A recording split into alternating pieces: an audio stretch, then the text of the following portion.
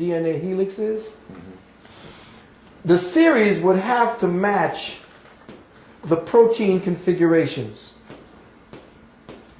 and where they are on the DNA helix. Now, as far as strands are concerned, it is tightly wound within this. There are 6 strand series like this. Let's just say this is 6.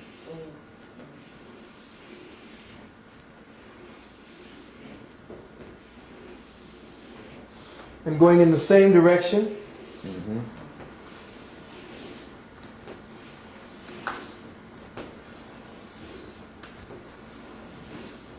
Now, understand and understand that we are not looking at a real thing. This is a workup.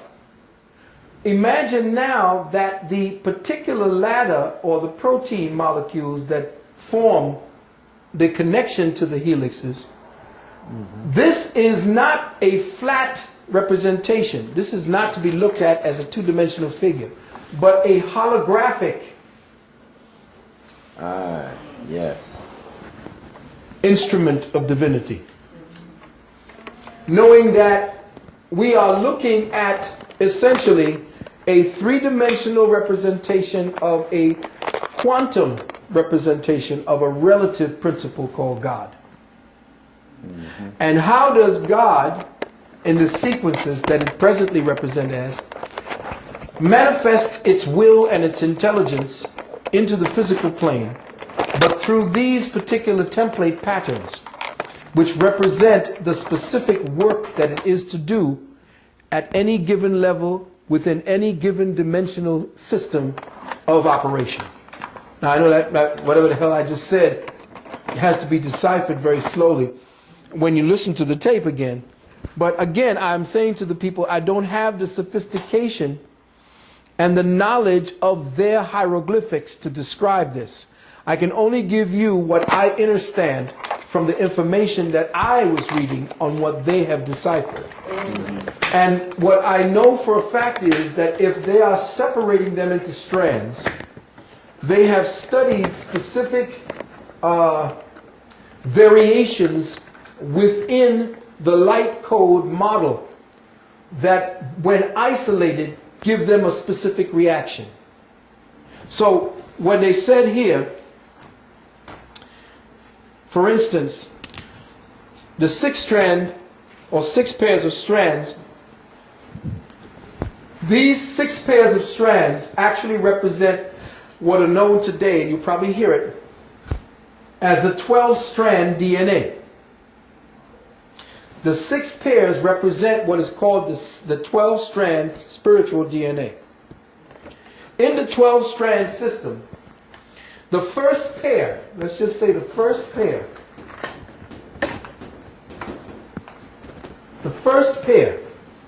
represents the physical plane. This is the plane where all things become tangible.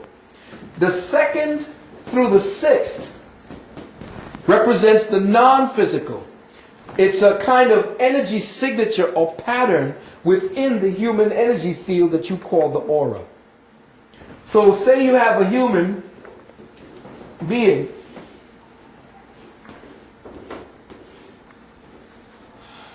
and this human being is wrapped within an aura. The DNA helix that this entity represents is striated, as for what they have seen, into 6 different bands of energy along one side of the DNA and 6 strands along the other side, collectively forming the 12-strand or the 12-strand DNA, spiritual DNA, of which the first one, the first strand, represents what the physical body becomes, whereas the other 5 strands are actually in vibratory frequencies surrounding the DNA and thus also linking up to the vibratory frequencies around the human body.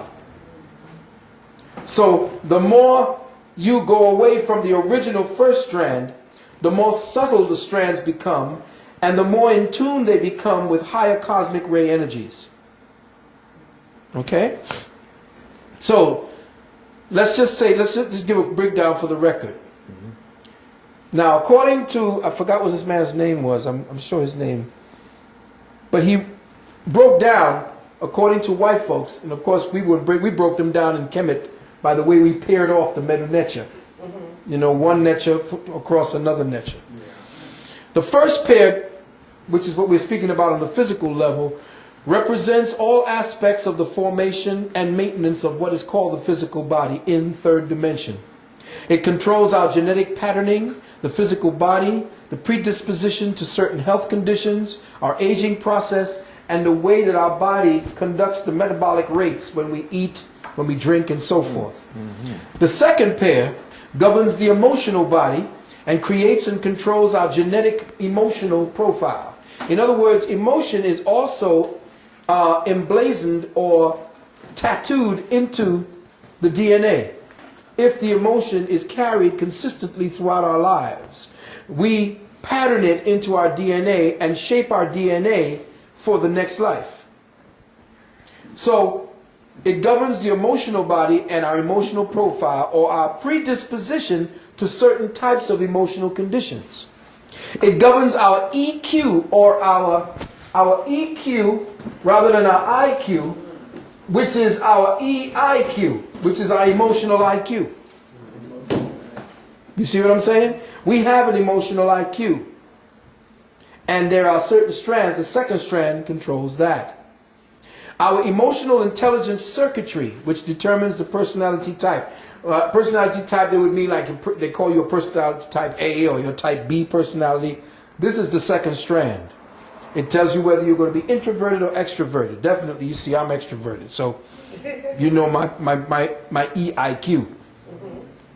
The third pair governs what is known as the mental body, which controls the genetic mental profile. It determines the vectors of our mental energy, whether toward logic, linear, rational thinking, or towards, which is like scientists or engineers, or it's towards intuitive, artistic expressions.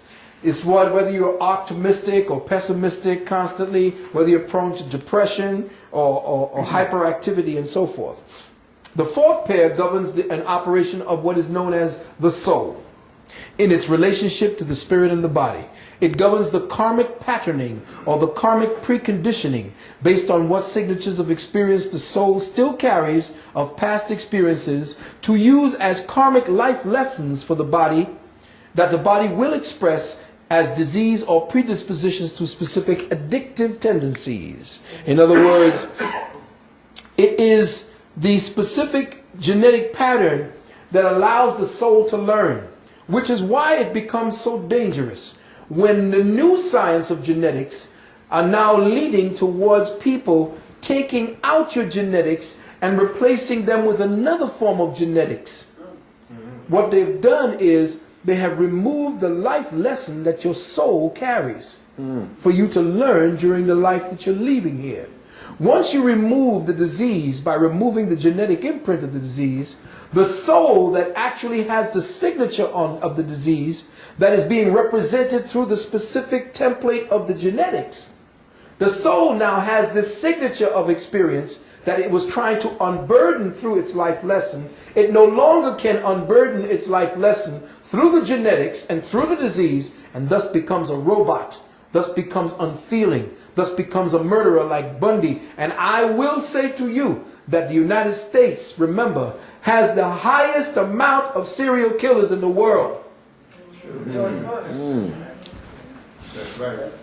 So, knowing that, you have to understand that once you have taken away a person's genetic predisposition to certain diseases, you take away the reason why that disease was there in the first place, which is to teach us what not to do, or how to live through the burden that you may have created upon someone else. And based upon your guilt, and based upon the law of karmic reciprocity, you now have taken away the ability for that soul to harmonize themselves with the universe, and thus it becomes robotic, doing anything you want it to do, including murdering without feeling and conscience, because it's no longer connected to the lesson, which gives it its feeling of conscience. You see. Yes, brother. Going back to the strands, it seems to me that there's